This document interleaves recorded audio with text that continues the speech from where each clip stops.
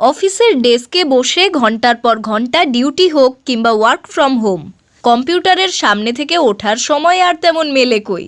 প্রযুক্তির আশীর্বাদে আজকাল বাজার হাটে যাওয়ারও খুব একটা প্রয়োজন হয় না।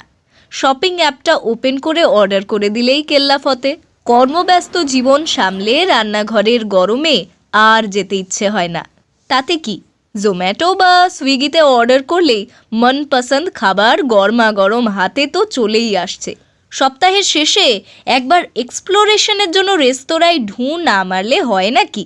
বাড়ির ক্ষুদে সদস্যটিও আর মাঠে খেলতে যায় না, বরং কম্পিউটার বা মোবাইলের ভিডিও গেমসই তার কাছে এখন সব কিছু।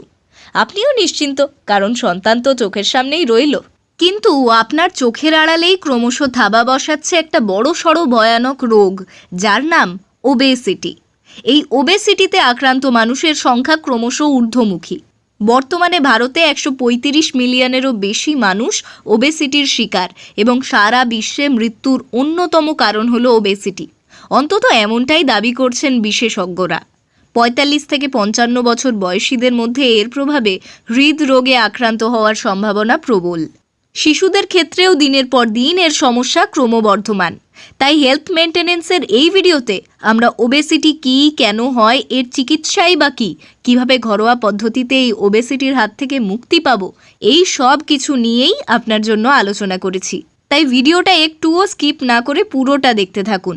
চলুন শুরু করা যাক। প্রথমেই জেনে নেওয়া যাক ওবেসিটি জিনিসটা আসলে কী।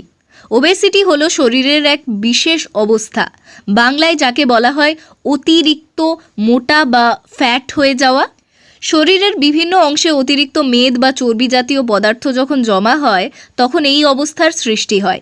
চিকিৎসা শাস্ত্রে শরীরের বডি মাস ইন্ডেক্স বা বিএমআই দিয়ে ওবেসিটির পরিমাপ করা হয়।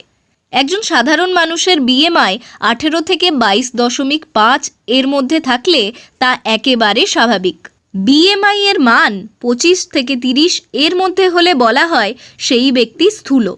30 এর বেশি হলে বলা হয় ক্লাস 1 ওবেসিটি। 30 থেকে 35 হলে ক্লাস 2, 35 থেকে 40 হলে ক্লাস 3 এবং 40 এর বেশি হলে সুপার ওবেসিটি। এবার জানা যাক ওবেসিটির ফলে শরীরে ঠিক কী কী সমস্যা দেখা দিতে পারে। ওবেসিটির জন্য বিভিন্ন ধরনের সমস্যা দেখা দিতে পারে। সহজভাবে বলতে গেলে ওবেসিটি আরও অনেক রোগকে ডেকে আনে।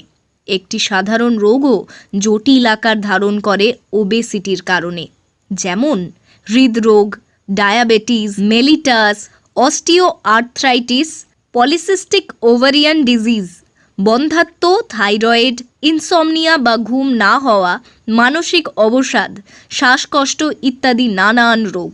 ওবেসিটির সঙ্গে ডায়াবেটিস, উচ্চ রক্তচাপ এবং রক্তে কোলেস্টেরল এবং ট্রাইগ্লিসারাইডের মাত্রা বেড়ে যাওয়ার সম্ভাবনা অত্যন্ত বেশি থাকে। একে মেটাবলিক সিনড্রোম বলা হয়। যে কোনো বয়সেই একজন ব্যক্তি ওবেসিটিতে আক্রান্ত হতে পারেন। মাঝবয়সীদের এই ক্ষেত্রে এই সংখ্যা বেশি হলেও বয়ঃসন্ধি অর্থাৎ 12 থেকে 19 বছর বয়সী অনেকেই ওবেসিটির শিকার হয়। তবে ছেলেদের তুলনায় মেয়েদের মধ্যেও ওবেসিটির হার বেশি দেখা যায়, এবং ওবেসিটিতে পুরুষদের তুলনায় মহিলাদের মৃত্যুর হারও বেশি। আজকাল শিশুরাও এই ওবেসিটির শিকার হচ্ছে। অতিরিক্ত মাত্রায় ক্যালোরিযুক্ত খাবার খাওয়া এবং পর্যাপ্ত পরিমাণে শারীরিক পরিশ্রম না করাকেই ওবেসিটির প্রধান কারণ হিসেবে ধরা হয়।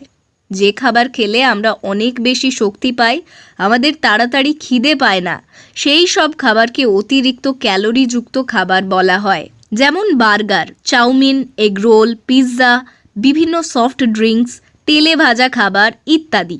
এই সব খাবারগুলো খেলে আমাদের শরীরে প্রচুর ফ্যাট জমা হয়, এবং সেই ফ্যাটকে কাজে লাগানোর জন্য প্রচুর শারীরিক পরিশ্রমও করতে হয়। কিন্তু যদি শারীরিক পরিশ্রম ঠিকঠাক না হয়, তাহলে এই অতিরিক্ত ফ্যাট আমাদের শরীরের মধ্যেই জমতে থাকে, ফলে ওবেসিটি এসে যায়। আমরা দৈনন্দিন জীবনে নানান রকমের সমস্যার মধ্যে পড়ি, আর সেই সমস্যার জন্য আমরা অত্যন্ত মানসিক চাপ বা টেনশন নিয়ে ফেলি, আর যার ফলে আমাদের শারীরিক পরিশ্রম ঠিকঠাক হয় না। এর কারণে ফ্যাট জমতে থাকে।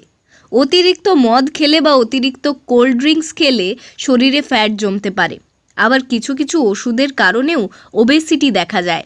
আবার যদি পরিবারে ওবেসিটির ইতিহাস থাকে তাহলে জেনেটিক্যালি ওবেসিটি হতে পারে। এত কিছু জানার পর একটা সুখবর অবশ্যই আছে, আর সেটা হলো এই ওবেসিটির হাত থেকে খুব সহজেই ঘরোয়া পদ্ধতিতে মুক্তি পাওয়া যায়। তাহলে চলুন জেনে নেওয়া যাক সেই বিষয়ে। ওবেসিটি থেকে বাঁচার প্রধান উপায়ই হলো সঠিক ডায়েট এবং নিয়মিত শারীরিক পরিশ্রম করা। অনেকে ডায়েট বলতে খাওয়া দাওয়া কমিয়ে দেওয়াকেই বোঝেন, কিন্তু আসলে তা নয়। যদি আপনি বেশিরভাগ সময় বসে কাজ করেন তাহলে আপনাকে তেলে ভাজা খাবার এবং বিভিন্ন ফাস্টফুড খাওয়ার বদঅভ্যাস ত্যাগ করতেই হবে, এবং তার সাথে অনেক বেশি পরিমাণে সবুজ শাক সবজি খেতে হবে। আমরা বাঙালিরা ভাত বেশি করে এবং সবজি কম করে খাই, কিন্তু এটা একদমই ঠিক নয়। প্রত্যেকের উচিত সবজি বেশি করে এবং ভাত কম করে খাওয়া, এবং কম ভাতের জায়গা সবজি দিয়ে পূরণ করে নিতে হবে। অতিরিক্ত খাওয়া কমিয়ে দিলে আপনি রোগা হবেন ঠিকই, কিন্তু সেই সঙ্গে আপনি দুর্বলও হয়ে পড়বেন। অনেক ক্ষেত্রেই দেখা যায় কঠিন ডায়েটের ফলে ওজন কমলেও পরে তা বাড়তে থাকে। তাই এই সঠিক ওজন ধরে রাখতে গেলে খাবারের সাথে সাথে নিয়মিত শারীরিক পরিশ্রম করতেই হবে। এক্ষেত্রে ফ্রি হ্যান্ড এক্সারসাইজ এবং যোগ ব্যায়াম খুব ভালো কাজ দেয়। সকাল বিকাল ঘাম ঝরিয়ে হাঁটতে থাকুন, ব্যায়াম করুন।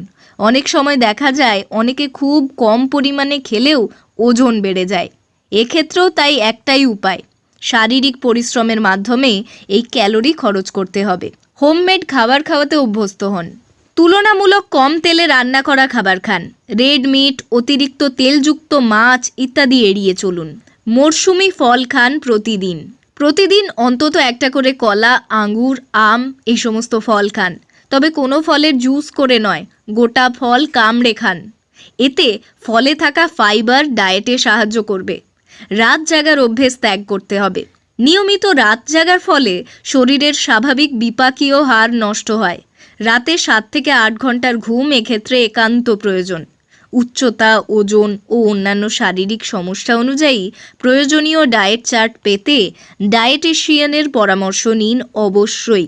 ওবেসিটি থেকে মুক্তি পেতে যে সার্জারি করা হয়, ডাক্তারি পরিভাষায় তাকে বলে বেরিয়াট্রিক সার্জারি। একমাত্র 3rd লেভেল ওবেসিটি বা সুপার ওবেসিটির অবস্থা সৃষ্টি হলেই এই সার্জারির সাহায্য নেওয়া হয়, অথবা ওবেসিটির সঙ্গে একাধিক অন্যান্য রোগ দেখা দিলেও সার্জারি করা হতে পারে। ভিডিওটি ভালো লেগে থাকলে একটা লাইক এবং সাবস্ক্রাইব করতে ভুলবেন না যেন। ধন্যবাদ।